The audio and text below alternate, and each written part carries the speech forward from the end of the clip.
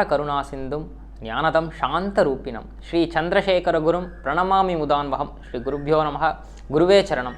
கோபுரம் டிவி நேயர்களுக்கு பக்திபூர்வமான வணக்கங்கள். மேனேஜரை கூப்பிட்டு இவன் ஊருக்கு போகிறதுக்கு ரயில் தொகை என்ன ஆகுமோ அதையும் கொடுக்க சொல்லி ஏற்பாடு செய்து இவர் அனுப்புகிறார். போகிறதுக்கு முன்னாடி இவரை யார் இங்கே வர சொன்னா அப்படின்னு ஒரு சிரிப்போட மகான் கேட்டாராம். இவர் உள்ள அழைச்சின்னு வந்த பக்தர், பெரியவா நீங்கள் தானே பெரியவா வர சொன்னேள் அப்படின்னு சொன்னதே, ஓஹோ நானா வர சொன்னேன் அப்படின்னு கேட்டு ஒரு சிரிப்பு வேறு சிரிக்கிறார்.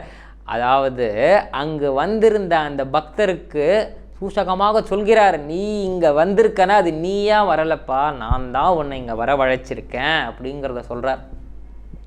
நீங்கள் தானே பெரியவா வர சொன்னேன், ஓ நானா வர சொன்னேன் அப்படின்னு சிரிச்சிட்டு, சரி நீ உடனடியாக கிளம்பு, நேராக பம்பாய் ரயிலில் பிடிச்சி கிளம்பு அப்படின்னு சொன்ன உடனே இவரும் வரார்.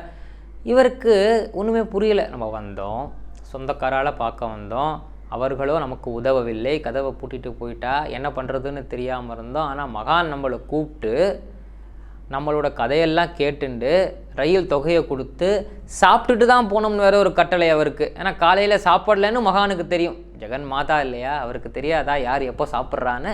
ஆக அவருக்கு நமக்கு படி அளந்து விட்டு நம்மளை ஊருக்கு போன்னு காசையும் கொடுத்து அனுப்புகிறாரு. இதெல்லாம் எதுக்காக இருக்கும் அப்படின்னு யோசிச்சுட்டே ரயிலில் வரார். டிக்கெட்டையும் வாங்கிட்டார், ட்ரெயினில் வரார், டிடிஆர் வரார், டிக்கெட்லாம் காமிச்சிட்டார்.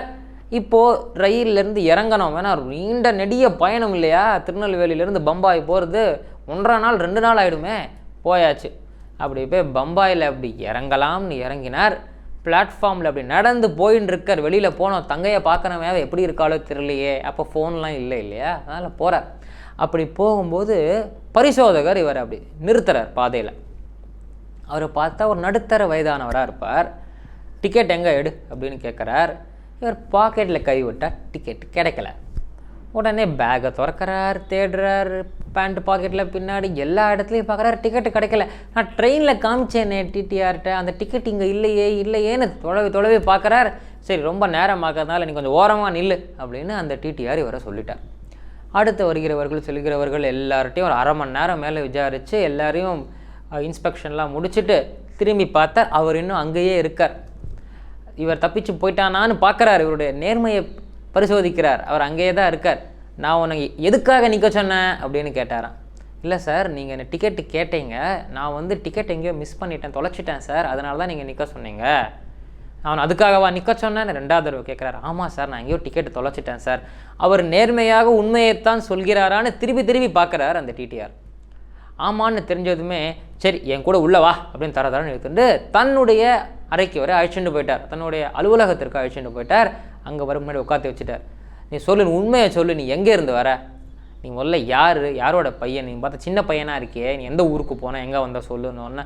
சார் நான் போய் மகா பெரியவாளை பார்க்க போனேன் சார் தமிழ்நாட்டுக்குன்னு சொன்னதுமே இவர் தமிழன் என்பதை புரிந்து கொள்கிறார். அந்த பரிசோதகர் அவரும் தமிழகத்தை சேர்ந்தவர் தான். அவருக்கு இவர் ரொம்ப பிடிச்சி போயிடுது. அவரையா பார்த்து தெய்வத்தையா பார்த்துட்டு வரேன்னு சொல்லி கன்னத்தில் போட்டுட்டாராம் அந்த டிடிஆர். நீ யாரோட பையன், அப்பா யார், அம்மா என்ன பண்ணுறான்லாம் கேட்குறார். இவருடைய கதையை கேட்டதுமே கொஞ்சம் உருகி போயிட்டார், ஆடி போயிட்டார். இந்த 2 குழந்தைகளுக்கு சின்ன வயசுலேயே இவ்வளோ கஷ்டமா அப்படின்னு இவருக்கு ஒரு கருணை அவர் மேல். நீ என்ன பண்ண, நேராக வீட்டுக்கு போ, சாயங்காலம் உன் தங்கையை அழைச்சிட்டு என்னை பாருன்னு சொல்லி இவரோட அட்ரஸை கொடுத்துட்டார். என்னடா அது, இவர் ஃபைன் கட்டுறதுக்கு ஒரு அமௌண்ட்டு கேட்பார். அந்த அமௌண்ட்டை நம்ம எப்படி ரெடி பண்ணுறது நம்ம நினச்சிட்டு இருந்தால் நம்மள்ட்ட 10 பைசா கூட இல்லையே, இவர் என்னடானா சாயங்காலம் வான்னு அனுப்பிட்டாரே, என்ன பண்ணுறது, ஒருவேளை இதெல்லாம் அந்த மகானோட கருணையாக இருக்குமோ அப்படின்னு நினச்சிட்டு வீட்டுக்கு போகிறார். தங்கை அழைச்சிக்கிறார். தங்கைகிட்ட நடந்ததெல்லாம் சொல்கிறார். அப்படியா நான் அவளும் கேட்டுக்கிறா. மாலை பொழுதில் தன்னுடைய தங்கையை அழைத்து கொண்டு மிக நேர்மையாக அந்த டிடிஆர் என்ன அட்ரஸுக்கு சொன்னாரோ அந்த அட்ரஸுக்கு போயிட்டார்.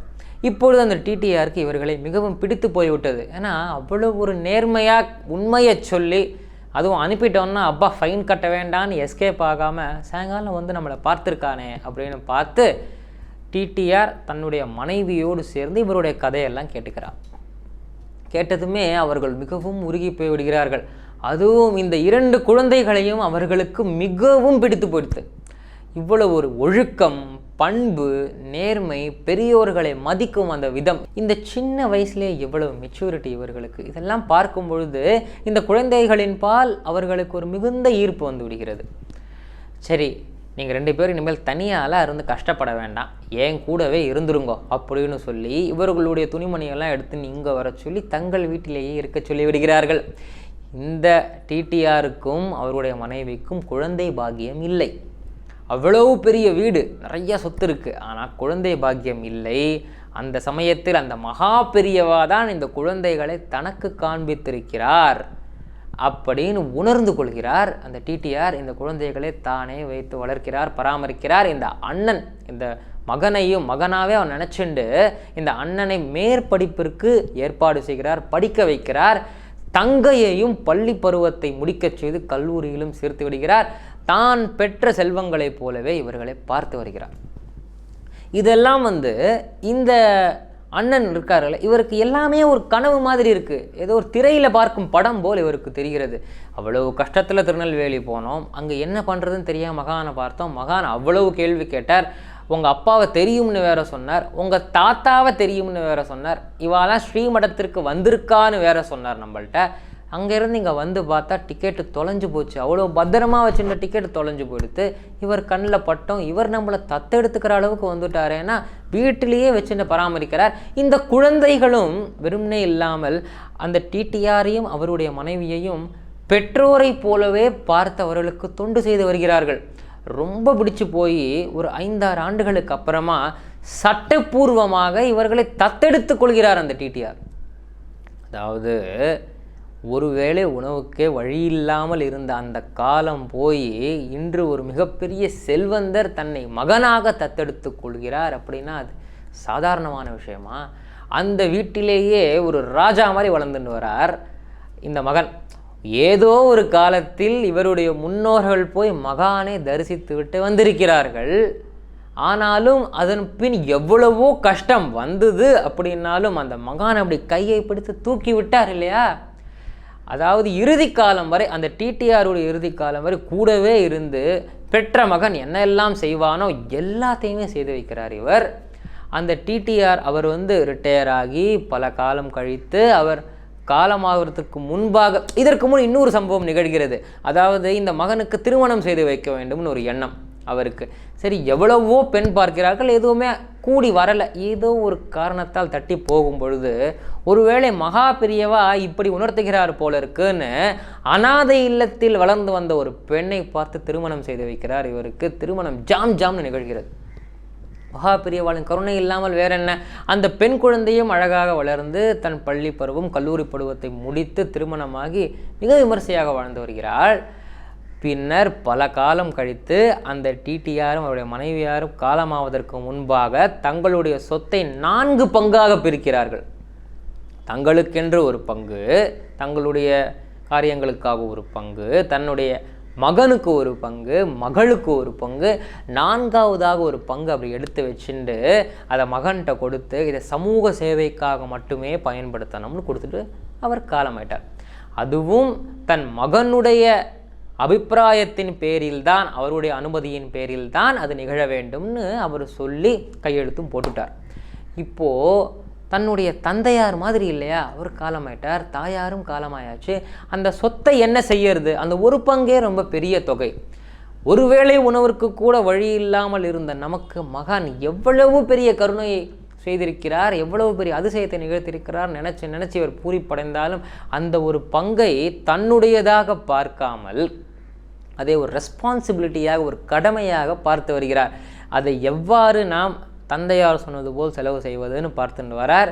திரும்பவும் ரொம்ப நாள் கழித்து காஞ்சிக்கு வரார் மகாபெரியவாளை தரிசிப்பதற்காக. அப்படி பல நாள் கழித்து காஞ்சிக்கு வந்தவர் மகானை பார்த்து எதுவுமே பேச முடியல. கண்ணீர் தாரை தாரையாக கொட்டுறது. எவ்வளவு பெரிய ஒரு மாற்றத்தை, எங்கே போகிறதுனே தெரியாமல் ஒரு திக்கற்ற பாதை, அது ஒளியற்ற பாதையில் அவர் போயின்னு இருக்கும் பொழுது அவருடைய பாதையே மாற்றி ஒரு மாபெரும் நிலைக்கு அவரை மகான் இன்று அழைத்து வந்திருக்கிறார்னா சாதாரண விஷயமா? எவ்வளவு நன்றி சொன்னாலும் தகுமாது. ஆக கண்ணீராலேயே நன்றி சொல்கிறார் அவர். அப்படி மகான் அவரை பார்த்து சிரிச்சாராம். சொல்லுப்பா அப்படின்னு சொன்னதும் தனக்கு நிகழ்ந்தவற்றை எல்லாம் சொல்லி, அப்படியா, சேமமாக இரு அப்படிங்கிறார் மகான். இந்த மாதிரி நிகழ்ந்திருக்கு பெரியவா, இன்னொரு பங்கு சொத்து இருக்குது, தர்ம காரியத்துக்கு செலவு செய்யணும்னு சொல்லிட்டு எங்கள் தகப்பனார் போயிட்டார். ஆனால் இப்போ நான் இது எந்த காரியத்துக்கு செலவு செய்கிறதுன்னு தெரியலை, நீங்களே சொல்லுங்கோன்னு கை கூப்பி நிற்க மகான் சொன்னாராம், அநாத குழந்தைகளோட கல்விக்காக அதனை செலவு செய்யணும். அடுத்து திக்கற்ற முதியோரை பராமரிப்பதற்காக நீ இந்த தொகையை செலவு செய்ய வேண்டும். கஷ்டப்படுறவாளுக்கு உணவளிப்பதற்காக நீ இந்த தொகையை செலவு செய்ய வேண்டும். ஆனால் ரொம்ப முக்கியமான கண்டிஷன், நீ வலது கையால் கொடுப்பது உன்னுடைய இடது கைக்கு கூட தெரியக்கூடாது. இதை பற்றி நீ எங்கேயுமே சொல்லாத, தம்பட்டம் அடிக்காத, நீ செஞ்சுட்டே வா, நீ ஷேமாக இருப்ப அப்படின்னு சொல்லி மகான் பிரசாதம் கொடுத்து அனுப்ப, தான் ரிட்டையர் ஆனதுக்கு அப்புறமா தர்ம காரியங்கள் செய்வதையே முழு முதல் கடமையாக எடுத்துக்கொண்டு பலவிதமான தர்ம காரியங்களை செய்கிறார்.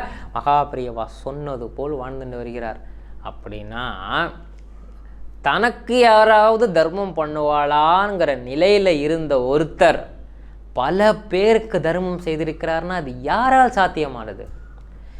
எங்கேயோ எப்போவோ ஒரு முதியவர் மகானை போய் பார்த்திருக்கார், தரிசனம் பண்ணியிருக்கார், அவருடைய பரம்பரையே மகான் காத்தருளியிருக்கார். அது மட்டும் இல்லாமல் அவர் மூலமாக எவ்வளவோ ஆதரவற்றவர்களுக்கு, எவ்வளவோ பொருள் உதவி அற்றவர்களுக்கு இந்த பணம், இந்த தொகை போய் சேர்கிறது. அப்படின்னா அது எவ்வளவு பெரிய அதிசயம் இது. அதாவது நாம் நேர்மையான பக்தியோடு இருந்தால் போதும், நம்முடைய பரம்பரையே அந்த மகான் பார்த்து கொள்கிறார் என்பதற்கு இதை விட மிகச்சிறந்த உதாரணம் வேண்டுமா? எவ்வளவு இன்னல்கள் வந்தாலும், எவ்வளவு சிக்கல் வந்தாலும், இடையூறுகள் வந்தாலும் நேர்மையான பாதையில் நாம் பயணிக்க வேண்டும். அப்பொழுது மகானின் பார்வை நம் மீது என்றென்றும் விழும். நாம் செல்லும் பாதையில் மகான் நம்மை அழைச்சென்று போவார் என்பதற்கு இதை விட வேற என்ன உதாரணம் வேண்டும்? சக்ருத் ஸ்மரண மாத்திரேன பவரோக விநாசகே சந்திரசேகர பாதாப்சே வாசேதாம் ஹிருதிமே சதா.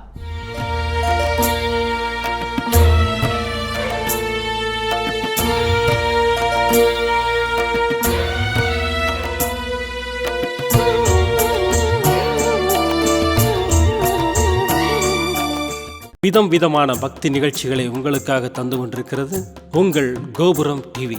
உங்களுக்கு பிடித்த நிகழ்ச்சிகளை லைக் செய்யுங்கள், உங்களுக்கு பிடித்த மாணவர்களுக்கு ஷேர் செய்யுங்கள்.